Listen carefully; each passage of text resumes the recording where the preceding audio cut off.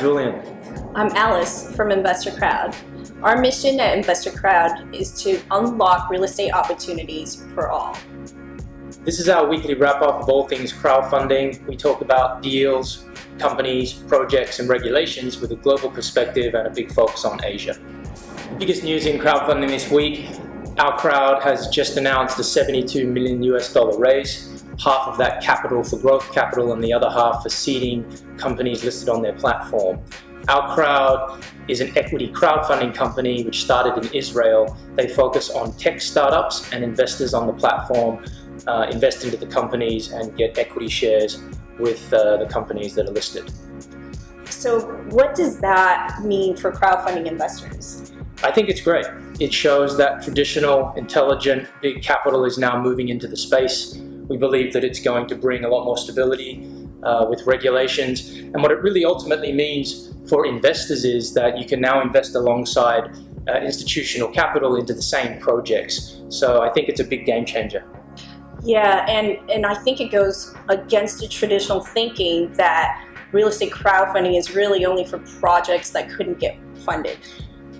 We hear that. I think that's a big misconception, and you're now seeing that across the globe, where large institutions and intelligent capital are coming to invest into the projects on the platforms, and that's a big change. The quality and level of projects being funded on crowdfunding now far supersede what the original projects were, which were predominantly just rewards and social-based campaigns. And in other big news this week, what about co-assets? Yes, co-assets. The largest real estate crowdfunding platform in Singapore, originally listed on the secondary market in Australia, recently moved to the primary market, the ASX. And since then, it's seen a massive dip in share price.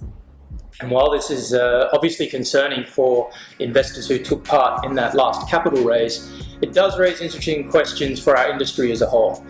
What actually happens, and what does it mean for investors in crowdfunding projects if the platform that they invested through stumbles or has issues or might actually fail? Maybe you could shed some light on that.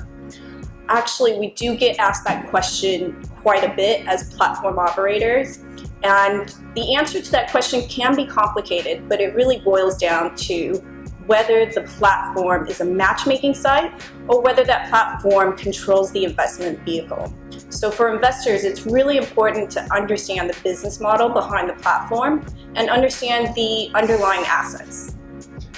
I think that's actually the main point to focus on, that if you're investing into projects on crowdfunding platforms, you're usually getting an equity ownership in the company that's being listed. You're not getting ownership in the platform itself. So investors should always be doing their due diligence on the projects and the companies themselves after they've felt that they're comfortable with the platform that they're actually finding these projects on. And that wraps it up for this week. If you're interested at all in real estate investments, sign up at investorcrowd.com, and we'll see you next week. Thanks for watching.